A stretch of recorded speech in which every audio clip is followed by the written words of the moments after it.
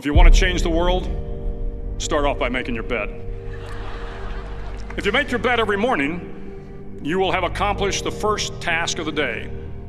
It will give you a small sense of pride, and it will encourage you to do another task, and another, and another.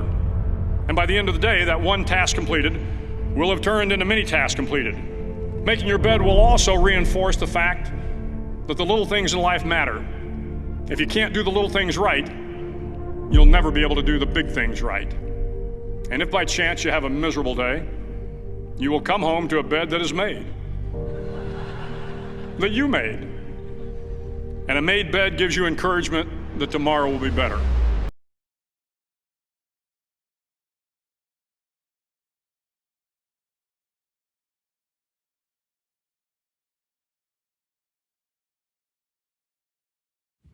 The British haven't always been amazing cyclists. Between 1908 to 1992, they only managed to win one Olympic gold medal, and not a single Brit managed to win the Tour de France. But when you fast forward, between 2007 to 2017, Great Britain won 66 Olympic golds and 5 Tour de Frances, which raises the question, what happened that transformed Britain from the worst cycling country in the world to the best cycling team that the world has ever seen? The answer to that question doesn't actually start over in the UK, it starts all the way over here, in Japan. The Japanese have a life philosophy that they refer to as Kaizen, which loosely translates to good change or continuous improvement. The Japanese see improvement as a gradual process rather than an overnight change.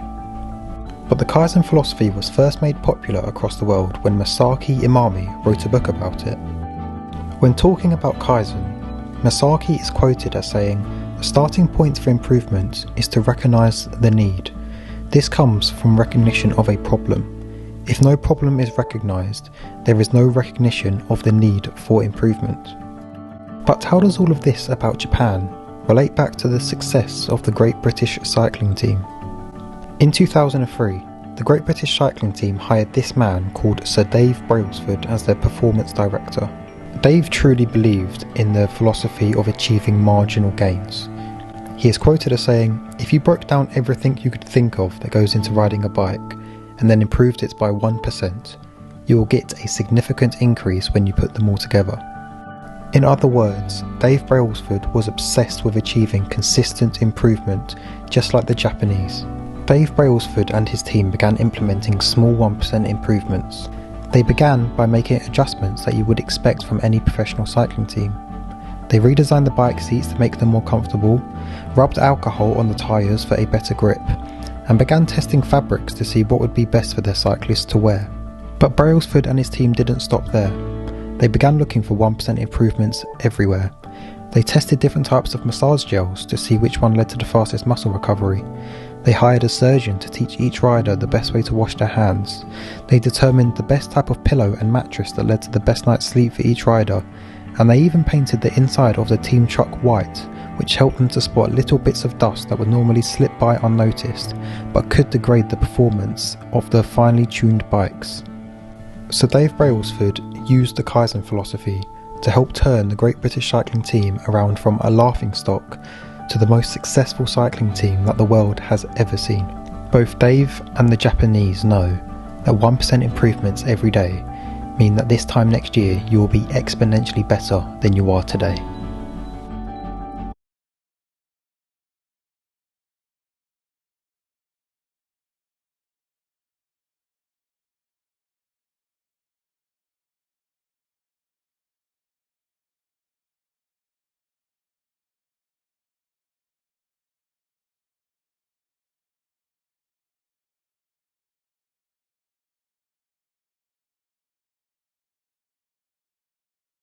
Today, I'd like to tell you about one other small business person. This person, I went to buy his business from him, and he turned me down, which was very wise.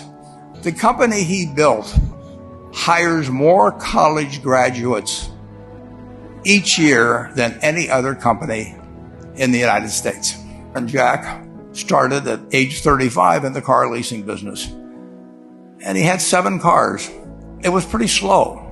In fact, one of the things he did was whenever the phone rang, he let it ring 3 or 4 times so people would think that he was very busy answering other phones. And of course, it was the only call he was going to get all day. At age 40, he decided, with 17 vehicles, 17 cars, he was going to go into competition in the rent-a-car business. So now he's taking on Hertz and Avis and National and people like that who have hundreds and hundreds of thousands of cars. And he's got 17 cars, and he can't get the airport locations. Those companies have them all sold up.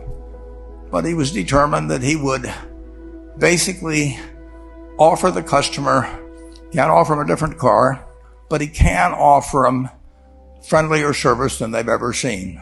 He died about a year and a half ago. But when he died, his rent-a-car company, starting with those 17 cars, was worth more than Hertz and Avis and all the rest of the rental cars put together. Man, in the United States, he didn't invent artificial intelligence. He didn't do anything that any one of us could have entered those businesses.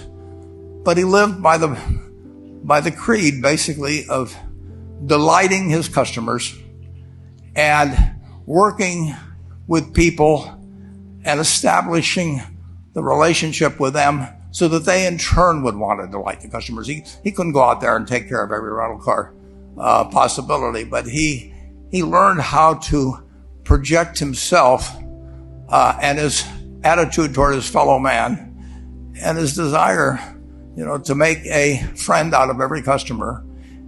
He managed to take very ordinary cars and turn them into this extraordinary business from virtually nothing.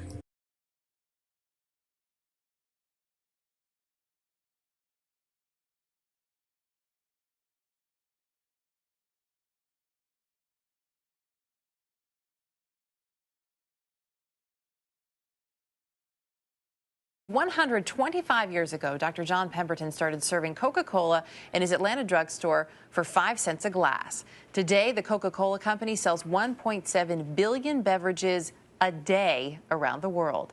Neville Isdell spent 43 years at the company, serving as chairman and CEO from 2004 to 2009.